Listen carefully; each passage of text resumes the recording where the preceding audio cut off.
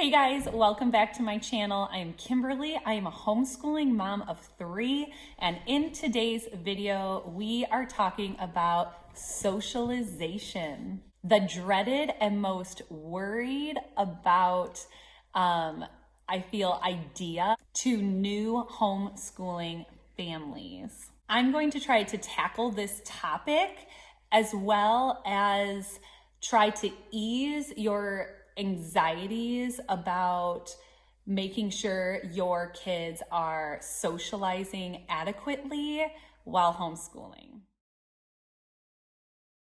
So I feel we should define what socialization is. And I grabbed my phone and I pulled up my dictionary app and I wrote down the definition for socialization. So I'm going to read it verbatim. This particular definition for socialization: the process by which an individual, especially a child, becomes adapted to the norms of society. So I really want you to keep that definition in mind. So I feel the biggest fear or worry in regards to socialization is that our kids are going to be weird. Maybe you grew up with a homeschool child in your area and you're like, wow, that kid was weird. And maybe you didn't, and you are worried that your kid is gonna be the weird homeschool kid on the street. Well, honestly, I don't really agree with whether there's tons of weird kids that are public schooled, for one. So I don't think we should be associating homeschool with social awkwardness. I don't really feel that that is fair. Ultimately, I feel we just don't want our kids to be behaving oddly in social situations. And so trying to socialize them in our own way, we're just trying to give them a leg up. So I can understand the concern, but I just feel that there's such a stigma and maybe like a hypersensitivity, especially among new homeschool parents, that they need to get their kids in there and like doing all these things to make sure that they're socializing. So that brings me to my next thought. Let's think about public school and how kids are socializing 7 to 8 hours a day, and sometimes longer if they're like in after school care and things like that. So let's think about the socialization for a second in public schools. Children are only around other kids their own age. So they're in their classrooms and they're only socializing with kids of their own age all the way through. It doesn't matter what grade they're in. They're always socializing with the same aged kids all the way through. They're only exposed to behaviors of children their own age all day long, 5 days a week. That's really not giving them the exposure of more mature behavior by, older students or older siblings. And obviously in public school, there's one teacher or maybe a very few pocket of teachers, maybe if you're at the middle school level. So they're only being taught by one person and they're only interacting with one major adult. I mean, maybe up to 5 if, if you have like a middle schooler or whatnot, but they're only interacting with a very small group of adults as well. And also, I can only speak for myself. I was a public school kid. Do you remember like the stigma, like you're at recess, right? And the stigma of not wanting to play or hang out with younger kids.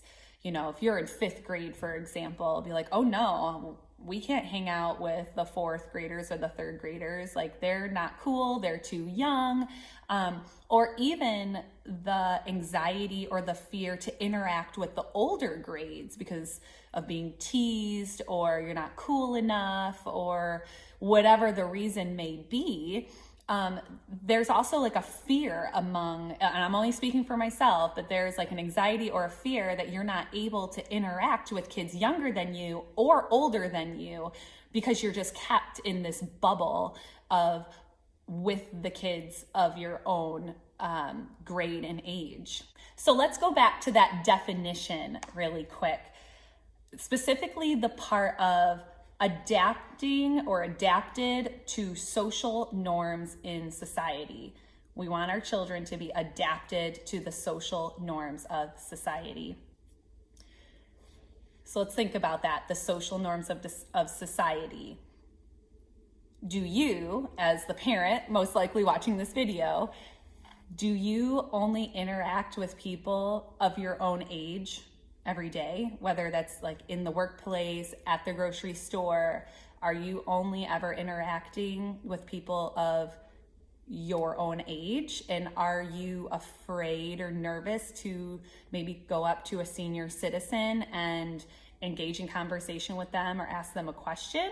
Or maybe a teenager that's working in a department store and you need some help. Do you feel weird like walking up to them? Do we really want our kids only exposed for the majority of like the first 12 years of their life? Are we really wanting our kids only exposed to the maturity of the kids of their own age? Or do we want them to learn and absorb, older behaviors, whether it's older siblings or other adults? Do we want our kids only exposed to the maturity level of kids their own age all the time? Now, let me just say, public schools, they have to run things a certain way. Obviously, they kind of run things in a factory style. That's initially how schooling got started. You have to push 25 to 30 kids through the system, obviously systematically, in order to keep progression going. So I understand homeschooling and public schools is like apples and oranges that way. But I feel if you were public schooled, us parents, like we're just really stuck in the mindset that our kids need to be hanging out with kids of the same age, of the same grade.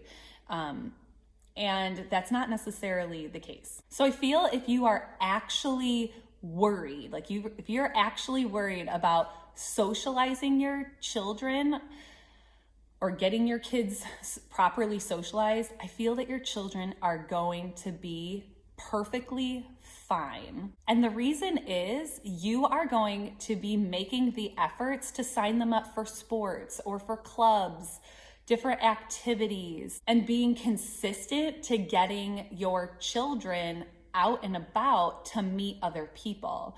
I feel if you're not, and when I say worried, I mean like you don't really need to be like, oh no, like this shouldn't be stressing you out. But I feel that if you just take no value in like getting your kids out there to do things, and not saying you have to do a ton of things, keep life simple, but there's just such a stigma out there that homeschoolers are literally home all the time.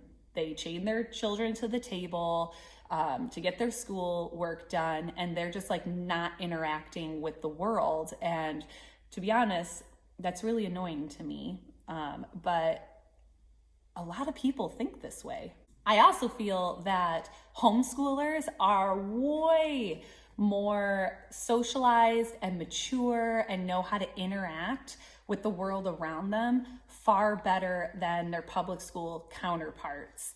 Just because as a homeschooler myself, and knowing many other homeschoolers, we are out and about. We are interacting with the world around us and society far more regularly than kids that are, in the desk for 7 to 8 hours a day. I just feel like homeschoolers are just way more acclimated. So I'm just going to speak for myself for a quick second about how my kids socialize like during a typical week. So we're a very extroverted family. It doesn't matter if you're an extrovert or an introvert or somewhere in between, but literally me and my children, we leave the house almost every single solitary day. And here are some, I wrote a list here of some of the reasons why we leave the house every single day. The first one's the grocery store, right? We all need food. My kids are learning how to shop. They are learning how to behave in the grocery store. They are learning how to interact with the cashier. Sometimes they will buy something with their own personal money and we have to count it out. So they're actually learning how to do the money and interact that way. We go to parks and other public places all the time. And again, we're gonna meet children there. So they're interacting with kids of all different ages. Also, we visit my grandmother, so my children's great-grandmother, every single week. And my uncle lives with her, helps to take care of her. And it's every Tuesday, we go to grandma's house and we spend, 2 to 3 hours there every single Tuesday. And so again, we're building strong family bonds. My children have no problem interacting with older people. And it's just a beautiful thing to be able to have the opportunity, and I know it's a privilege, to have my children know their great grandparents so well. One of my daughters does piano, so we're out doing piano. Both my girls take dance from me because I run my own dance business. My son does ninja classes. So they are learning from other people as well, not just from myself.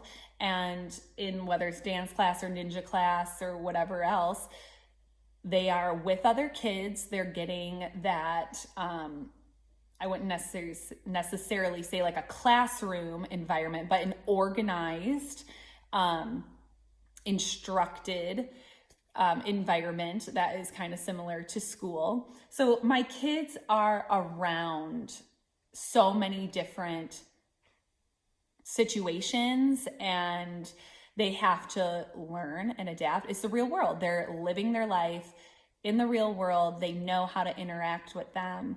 And they're not in the artificial environment that the public schools make. So that's why I'm saying, as a parent that was public schooled, when I started homeschooling, I thought socialization had to look a certain way, but it really doesn't. I hope you feel encouraged that way, that it doesn't have to look a certain way, just literally going to the store to buy a new pair of tennis shoes. I mean, it'll be okay.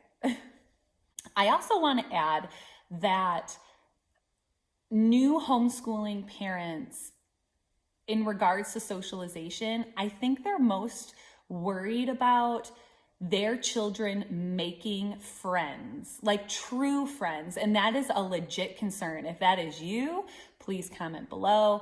I would love to hear, your thoughts on that. But I feel how you can kind of wrap your head around the idea of making sure your children have lasting friendships or have really connected with someone is by being really consistent in showing up to activities. Now, I see it all the time on tons of homeschool groups that I'm a part of on Facebook, where the kids are really lonely, especially those older ones. Their parents don't feel that they have any true friends that they can hang out with, and that really does break a parent's heart. And we don't want that for our children at all. We want our kids to have beautiful friendships. So the only way I can really think of how to solve that problem, and this is just what I've done for my kids, is just be tremendously consistent in a sport, an activity, a co-op, some type of meetup group. So your children and yourself included, because with myself being tremendously consistent with showing up to sports activities, co-ops, and groups and things like that, I have made beautiful friendships in the homeschool community with other homeschool moms. So it's not just going to be fruitful for your children, it's going to be fruitful for yourself. But my kids have made really wonderful friends by that consistency in showing up to activities that interest your family. So I want to share something really sweet that has happened recently over the summer here with my family. And since we're talking about this socialization, so I plan monthly play dates for my co-op over the summer, because we don't have co-op over the summer, but we still love our friends and our families. And as you know, as a parent, whether you homeschool or not, like the summers just slip away and you have the best intentions of meeting up and hanging out with people, and then you just get swept up in your life and you're like, oh my gosh, we never hung out, or maybe we only hung out one time. So I schedule play dates for my co-op once a month, every 30 days, and we switch it up. So at this last play date, I mean, there's children everywhere, and the kids that came to this last, we were at a park, came to this play date range from 16 years old to infants. So we had a wide range, kids everywhere, like at least 24 kids. And what really got me was my 5-year-old. Was she even 4 at the time? Oh, she just had a birthday. Anyway, my 5-year-old, she asked if she could go sit at a picnic table, on the other side of the playground with some teenagers. And I said, yeah, sure, go ahead. And I watched her walk over there there was like 5 teenage girls there. And she said hello. She was very shy, but she said hello. And those girls invited her to sit down with them. And they were chit-chatting with her and really made her feel loved and important. And then I turned my head and I looked in a completely different area of the park, and I saw my 7-year-old sitting in the grass with a bunch of toddlers, teaching them how to play patty cake. And then I looked into a completely different area where my little guy, my 4-year-old, he was out in the middle of the field and he was playing frisbee with like 4 or 5 other kids ranging all ages. And every one of my children were loved, accepted. And our co-op is so big that they actually don't know all of the kids in it very well. But there was no stigma of, they're too old, I can't hang out with them, and they're going to treat me disrespectfully. I mean, obviously my 5-year-old took a risk to go over to the teenagers, and those teenagers could have treated her in a completely different way, but they didn't. And, the same with my 4-year-old. He was hanging out with, some middle to upper elementary kids playing frisbee, and they could have pushed him out and been like, no, you don't do it well, or, things like that. But that didn't happen. It's just, that is what socialization really is. And I feel with homeschooling especially, we should really be nurturing this type of love and acceptance within our children, to not be worried about if there's too many little kids here at the park today that they can't play because there's too many little kids, or these kids are too old and they can't interact with them either. I know every person's different, but that just warmed my heart, and that is just something I wish and pray for each and every one of you guys, is that type of loving socialization, no matter what age your kids are. So at the end of the day, I really wouldn't put too much stress on the socialization of your kids, especially when you're possibly coming from the mindset of an artificial environment like public school. So just be consistent, sign your kids up for activities that they love and enjoy, and that connection, friendship, communication, it will come. I hope you guys found this encouraging and helpful, and I would love for you to give me a thumbs up if you like this video. Share it with a new homeschool family that maybe worries about this, and just comment below if this has been a struggle of yours, and I am always here to help you. That is the sole purpose of this YouTube page, is for you to feel a sense of community and connection and get the support that you need. So I hope you guys have a wonderful day. Bye-bye.